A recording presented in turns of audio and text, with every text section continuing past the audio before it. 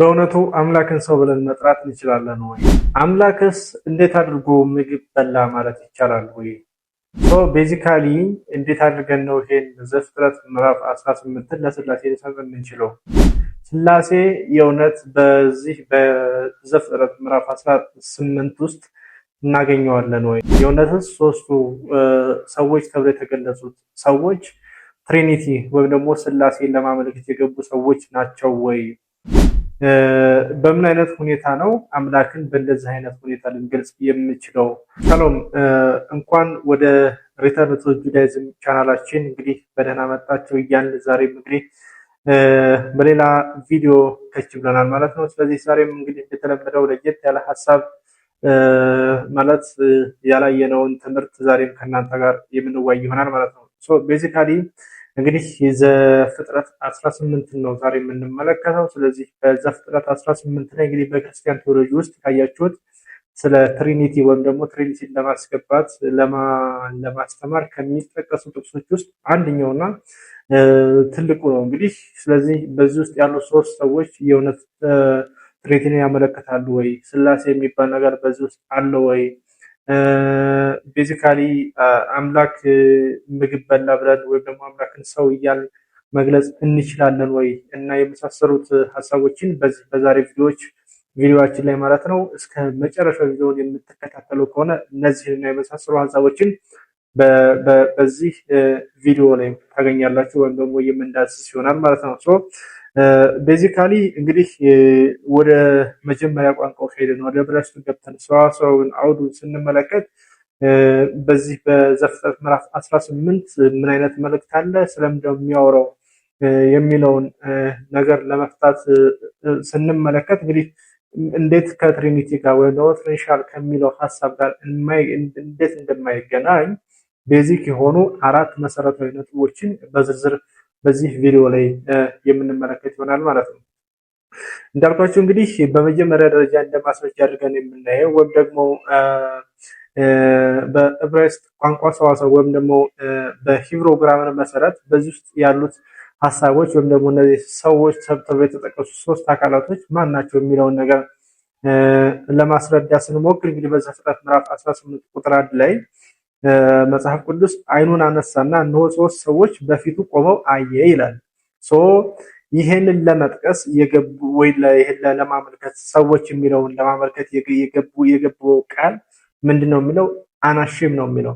አናሺም ማለት በቀጥታ ሰብአዊ የሆነ ፍጡር ወይም ደግሞ ሰብአዊ የሆነ ወንድ ወይም ደግሞ ወንድ የሆነ ሰው ማለት ነው። ቤዚካሊ ማለት ነው የሚያመለክተው። እንደምታውቁት እንግዲህ አማርኛው ሰው ብሎ ነው የሚያልፈው። ስለዚህ ሰው ማለት ስፔሲፊክሊ ነገሩን እንደዚህ እንደ ዕብራይስጡ ቁልጭ አድርጎ ለማሳየት ነገሩን በግልጽ ለመረዳት አይረዳም። ቋንቋው በራሱ ማለት ቋንቋው ራሱ ድክመት አለበት። ስለዚህ ቤዚካሊ ግን የዕብራይስጡ አናሺም ነው የሚለው። አናሺም ብሎ ከመጣ ደግሞ ሰብአዊ የሆነ ወንድ ሰውን ነው የሚያመለክተው። ስለዚህ ቤዚካሊ ራሱ ወደ ቋንቋውና ወደ ኦሪጂናሉ እንትን ስትመጡ እዚህ ላይ እነዚህ የተገለጹት አካላቶች ሰብአዊ ፍጡር መሆናቸውን በዚህ መረዳት እንችላለን ማለት ነው። በተጨማሪ በሁለተኛ ደረጃ በቁጥር 3 ላይ አይ ቲንክ አዶናይ ወይ ደግሞ አዶኒ የሚል ቃል ታገኛላችሁ። የዕብራይስጡ አዶኒ የሚል ቃል ነው እዚህ ላይ ያለው። የአማርኛው ደግሞ ጌቶች ተብሎ ተጠቅሷል። እንግዲህ ይሄም በብዛት እንግዲህ አዶናይ የሚለው አምላክን ሁሉን ፈጣሪ ሁሉን ቻይ የሆነውን አምላክ ለማሳየት ይገባል። በሁለተኛ ደረጃ ደግሞ ታላላቅ ሰዎችን ለማሳየት ወይም ደግሞ እነሱን ለመጥቀስ እነሱን ለማክበር የሚገባ ቃል ነው ማለት ነው። ቤዚካሊ እንዳልኳችሁ ከኋላ ላይ አናሺም የሚለውን ቃል አይተን ስለ ሰዎች ወይም ደግሞ ስለ ሰብአዊ ፍጡር እንደሚያወራ አይተናል። ስለዚህ ሁለተኛ ደረጃ ላይ ሆኖ የምንመለከተው ጌቶች ወይም ደግሞ አዶኒ የሚለው ቃል በቀጥታ የሚያገለግለው ለምንድን ነው ማለት ነው? እነዚህ ሰዎች ለማክበር ነው። አማርኛ ላይ እንዳለው ጌቶች ብሎ ሲናገር ለነሱ እንደ አምላክ ለመቁጠር ወይም ደግሞ ለነሱ የተለየ የአምላክነት ክብር ለመስጠትም እንዳልገባ በዚህ ላይ መመልከት እንችላለን ማለት ነው።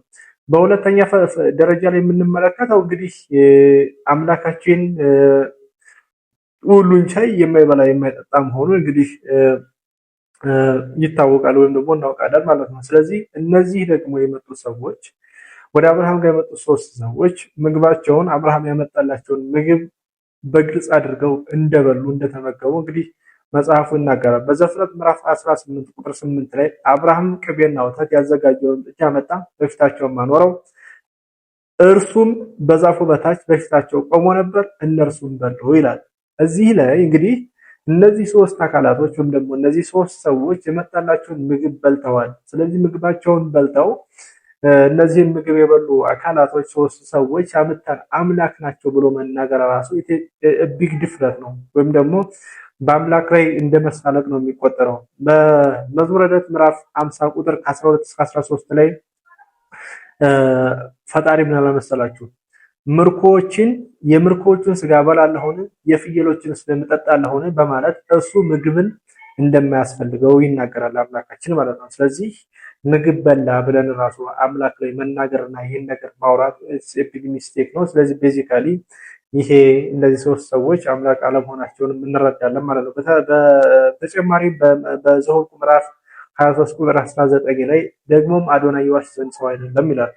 ስለዚህ ሰው ባልሆነበት ሁኔታ አምላካችን ሰው ባልሆነበት ሁኔታ ሰው የሚለውን ስም ወይም ደግሞ መጠሪያ መተን ለአምላክ መስጠት ራሱ አሁንም በተመሳሳይ ሁኔታ የአምላክ ክብር ላይ ማላገጥ ወይም ደግሞ አምላክ ላይ መጥፎ የሆኑ ነገሮችን እንደመናገር ነው የሚቆጠረው ማለት ነው።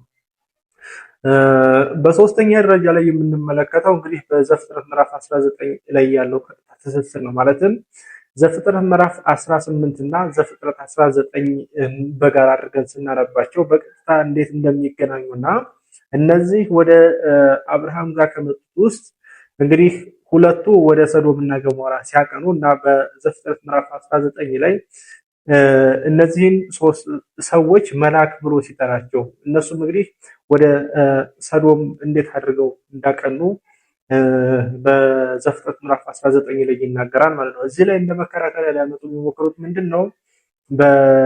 በዘፍጥረት እና በ18 እና በዘፍጥረት 19 መካከል የተለያዩ ምዕራፎች ስለሆኑ አይገናኙም፣ የተለያዩ ናቸው የሚል መከራከሪያ ነጥቦችን ለማምጣት ሲሞክሩ እናያለን። ነገር ግን ቶራን ብትመለከቱ አሁንም የዕብራይስጡን ቶራ ብትመለከቱ ቶራ በምዕራፍና በቁጥር የተከፋፈለ አይደለም። በሲናይ ተራራ የተቀበልነው ቶራችን ምዕራፍና ቁጥር የለውም። ስለዚህ ቤዚካሊ ይሄ ሀሳቡ በቀጥታ የተገናኘ መሆኑን እንረዳለን ማለት ነው። ስለዚህ በዘፍጥረት ምዕራፍ 18 ላይ 19 ላይ ስትመለከቱ ሁለቱ መላእክቶች ወደ ሰዶም እንዳቀኑ ወይም ወደ ሰዶም እንደሄዱ ይናገራል በምዕራፍ 19 ማለት ነው።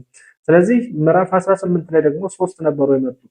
አንደኛው ወዴት ሄደ የሚል ጥያቄ አሁንም እዚህ ላይ መነሳቱ አይቀርም፣ እሱንም እንመለከተዋለን ማለት ነው። ቤዚካሊ እነዚህ መላእክቶች ወይም ደግሞ ሶስት ሰዎች ተብለው የተገለጹት መላእክቶች ወደ ሰዶም እንዳቀኑ ሁለቱ ይናገራል። ከዛ በኋላ ልክ በተመሳሳይ አብርሃም ጋር ሰው ተብለው እንደተጠሩት ሁሉ በዘፍጥረት ምዕራፍ 19 ላይ ሎጥ ጋር በሚመጡበት ሰዓት ሎጥም እንግዲህ እነዛን ሰዎች እንደተቀበላቸው ይናገራል ማለት ነው። ስለዚህ በተመሳሳይ ልክ እንደ አብርሃም ሁሉ አብርሃም ጋር እንደመጡት ሁሉ ሎጥ ጋር በሄዱበት ሰዓት ሰዎች ተብለው መጠራታቸውን በግልጽ እዛ ላይ ይናገራል ማለት ነው። ሶ ቤዚካሊ እነዚህ ሶስት ሰዎች ተብለው የተገለጹ መላእክቶች ወይም ደግሞ ሶስት ሰዎች እነማን ናቸው? አንደኛውስ ወዴት ሄደ የሚል ጥያቄ ነው እንግዲህ የሚነሳው ማለት ነው። እንዳልኳችሁ አራት ነጥቦችን እናያለን ብያችሁ ነበር። ይሄ አራተኛው በአይሁድ ትውፊት ላይ የተመሰረተ ማለትም በታልሙድ ባባ ማትሴያ 88 ቢ ላይ እንደተገለጸው እንግዲህ አንድ መላእክት ሁለት የተለያዩ ሚሽኖችን ወይ ደግሞ ሁለት ሚሽንን በአንድ ጊዜ ሊሰራ እንደማይችል እንግዲህ እዛ ላይ በግልጽ ያስረዳል። ስለዚህ አሸም ሶስት ኢንጂሎችን እንደላከ ሶስት የተለያዩ ኢንጂሎችን ለየራሳቸው የተለያየ ሚሽን ሰጥቷቸው ማለት ነው። የመጀመሪያው ኢንጂል ወይም ደግሞ ሰው ተብሎ ወደ አብርሃም ጋር የመጣው ሚካኤል ነው። እሱም ደግሞ ለሳራ የይስሐቅን መወለድ ሊያበስራትና ሊነግራት እንደመጣ እንግዲህ ሚዳሽ በስፋት ያስረዳል ማለት ነው። ይሄ ሚካኤል የሚባለው ኢንጂል ስራውን ስለጨረሰ እዚህ ሳራና አብርሃም ጋር መጥቶ የሱን ሚሽን ስላጠናቀቀና ስለጨረሰ እሱ በዚሁ ይቀራል ማለት ነው። ሁለተኛው ገብርኤል ነው። ገብርኤል ደግሞ እንግዲህ የመጣው ለምንድን ነው? በክፉዋን ከተማ ሰዶምና ገሞራን ለማጥፋት የመጣ ስለሆነ በቀጥታ እሱ ከሌላኛው መልአክ ጋር ወደ ሰዶምና ገሞራ ያቀናው አንዱ መልአክ ወደ መልአክ ሚካኤል ነው ማለት ነው። ሶስተኛው ራፋኤል የሚባለው መልአክ ነው። እሱ ደግሞ በሚያስገርም ሁኔታ እንግዲህ በዘፍጥረት ምዕራፍ 18 ላይ ወደኋላ ስትመለከቱ አብርሃም እና በቤቱ ያሉት ወንዶች ሁላቸውም እንደተገረዙ ይናገራል። ስለዚህ አንድ ሰው በሚገረዝበት ጊዜ ደግሞ ሶስተኛው ቀን ላይ በጣም ትልቅ ህመም ስለሚሰማ አብርሃምን እንዲሻለው ለማድረግ እና ከሰዶም እና ገሞራ ሎጥን ለማውጣት የመጣ መልአክ ነው ማለት ነው፣ ራፋኤል የሚባለው ማለት ነው። ስለዚህ ቤዚካሊ እነዚህ ሶስት ሰዎች ተብለው የተጠቀሱት አካላቶች ወይም ደግሞ ሰዎች እነዚህ ሶስቱ ኢንጅሎች ናቸው። ሚካኤል፣ ጋብርኤል እና ራፋኤል ናቸው ቤዚካሊ ማለት ነው። ስለዚህ የመጡበትም ዓላማ ይሄን ይመስላል ማለት ነው። የዛሬው ሀሳባችን ይሄን ይመስላል። ቪዲዮአችንን ከወደዳችሁት እንግዲህ ሰብስክራይብ፣ ሼር ማድረጋችሁን አትርሱ። ላይክ ማድረጋችሁን አትርሱ። ለወዳጅ ዘመዶቻችሁ ላኩላቸው። እኛም እንግዲህ ለእኔም የሚሆን ሀሳብ አስተያየቶች ካላችሁ ሀሳብ አስተያየቶች ጻፉልኝ። ጥያቄዎቻችሁን ለመመለስ ለማስተናገድ እና በጥያቄዎቻችሁ ላይ ቪዲዮ ሰርቼ ለእናንተ የቻልኩትን ያክል ምላሾችን ለመስጠት እና እውነትን ለመግለጽ እንግዲህ ዝግጁ ሆኜ ሁሌም አለው ማለት ነው። ስለዚህ የዛሬው ሀሳባችን እዚህ ላይ የምንቋጭ ይሆናል። በዛታሽን በሌላ ቪዲዮ እና በሌላ ሀሳብ እስከምንገናኝ ድረስ መልካም ጊዜ እየተመኘውላችሁ በዚህ ይሰናበታለሁ። ባይ ባይ።